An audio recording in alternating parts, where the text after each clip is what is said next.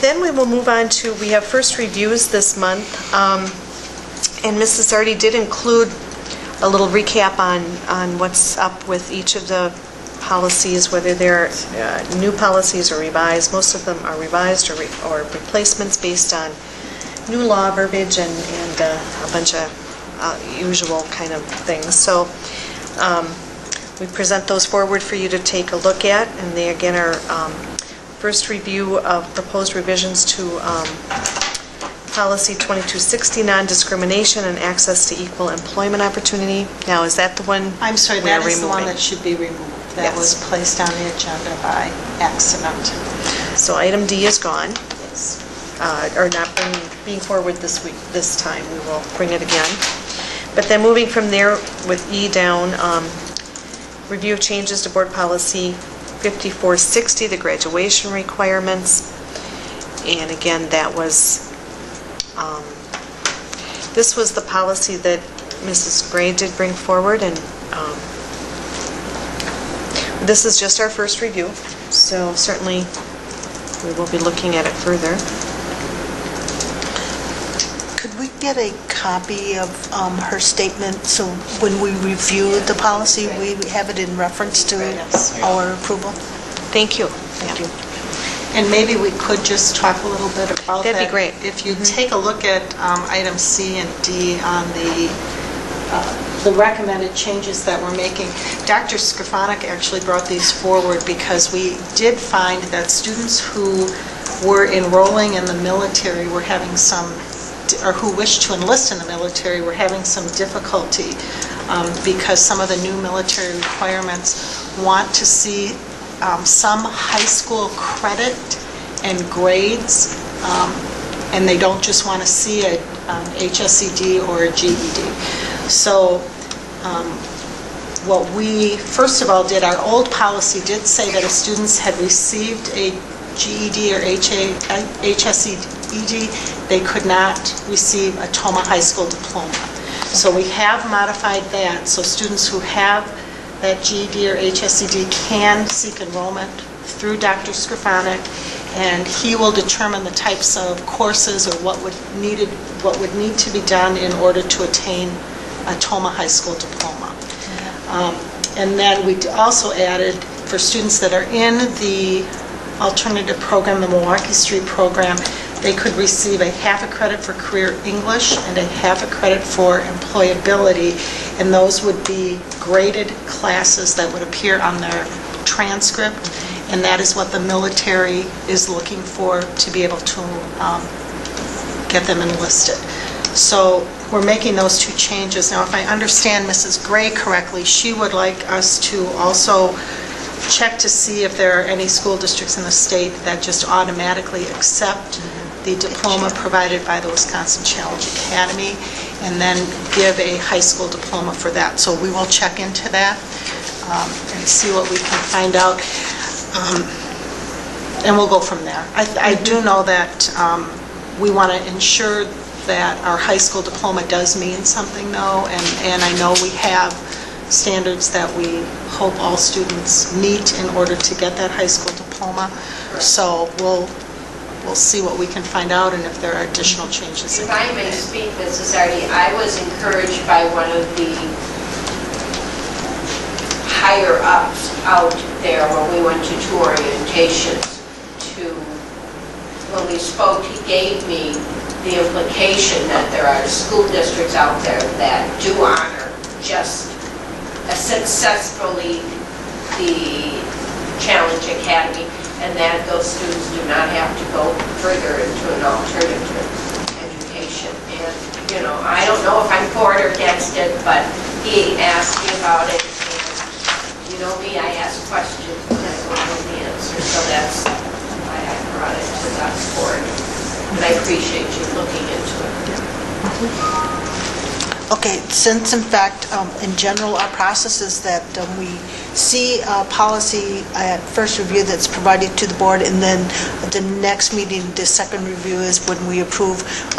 What kind of time frame can we expect for this research to see what the implications are for contemplating adding the information in regards to the the academy into this realm of the policy?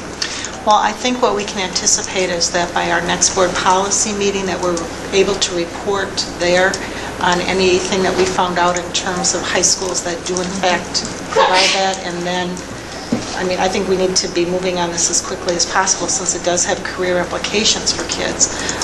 And then having the board policy committee deciding how they want to proceed with that based on the information that we get. So I would say we want to look at this already in February, and I believe our policy meeting is February 1st, so we have just about 2 weeks to gather that information. Okay, well, and that's what I was wondering, because in general, a lot of students are students that are looking to graduate have certain timelines that they have to meet before the end of the school year arrives, and usually it's like mid-February or early February, and so that's why I'm trying to figure out what kind of time frame do we have to actually address this particular policy to make sure everybody's good with it. Yeah, so if we can address it at the policy committee meeting and determine which route we want to go and bring it back to the board on the February meeting, we would have then that as our partially why second it's here now is we tried to push it forward fast as well. From policy, it only took one review there to get it here so we could at least start discussion. Appreciating, but this is this is delicate. I mean, I completely appreciate the needs for the students who completed that program to have some level of recognition, but it's not as simple as just saying, here's a diploma, and that's what we were challenged with when we looked at it. To find other schools that are doing it and to find what precedent they're using, I think would be very helpful, but I think at the end of the day, we're still going to have to make our own decision. Right. And part of this is that the military is no longer taking non-graded people who just get it. Coursework. Right. Yeah. Right. So, and we do have people who, that's part of their aspirations is to go into the military. So we needed to look at this and be timely. Right. And we also are increasing our total credits. If we look at where our graduates will be in the class of 2014, we'll be talking about 26.5 credits, and that's going to be an increase from 2011, where they're at 23. So we're upping those graduation requirements and trying to really keep a very firm handle on ensuring that when we say one diploma, that we're meeting those standards. But I think that it's a question we need to look at and make sure that this is written as we want it to be written. Yeah, that was another one of our reasons for bringing it forward so quickly, was because of the changing that we have beginning in 2011, 2012, all of them. So the number of credits are changing, and we need to have that reflected in our policy. Okay. So we will plan to have it in committee and review it and bring it back again in February then. Okay. So that was 5460, the graduation requirements, and as you can read, Mrs. Sardi had entered in comments then concerning 7F, which was a revised policy of our bylaws. There's no question on that. 7G was the physical examination. This was Jerry's favorite. No. Unfunded mandates. Yes, unfunded mandates. 1460 is actually bringing that up to date for administrators and being in line with both the support staff and the professional staff, which is under H. They're all the same basic premise, but just reflective of the three differing employment groups. And then I was the prohibition against discrimination based on disability, the ADA requirements, and that's of course a lot of legal action that has changed and updating in the policy. And also the same goes true in policies 3122 and 4122, non-discrimination, equal employment opportunity, under item 7J. So all of these are the first reviews, and certainly look through them. Any other concerns on them, we will bring forward your questions and look through them.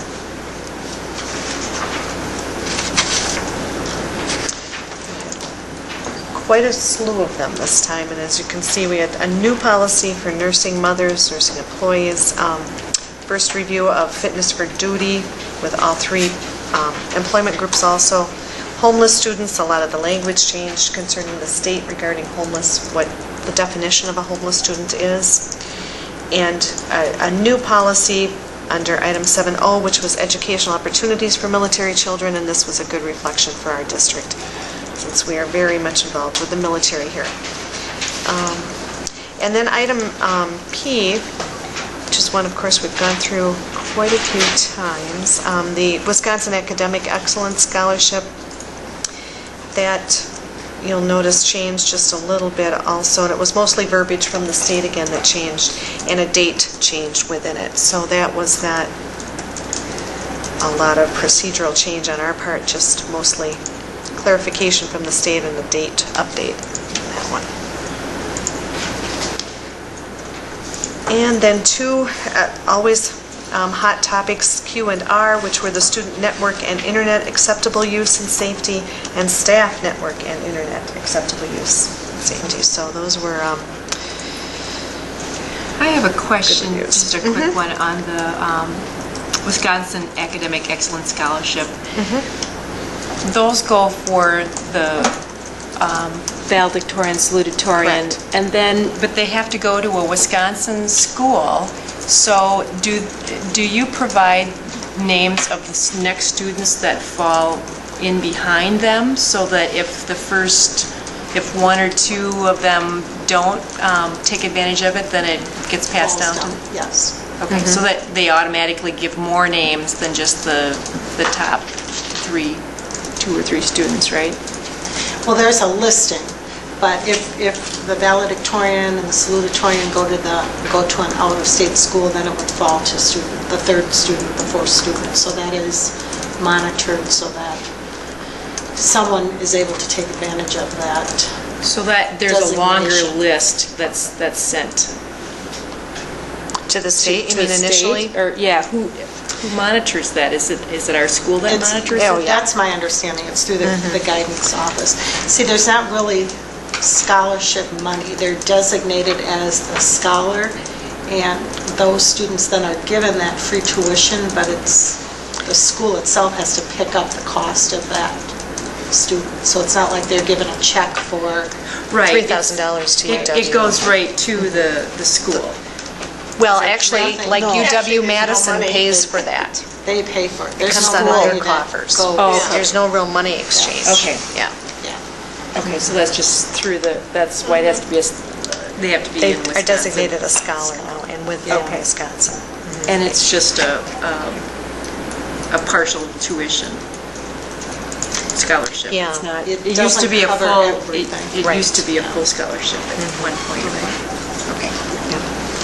And Toma, it's designated by student numbers, correct? So we have 2 students that are awarded the scholar designation, so. Thank you. And the high school scholarship committee is involved in that too.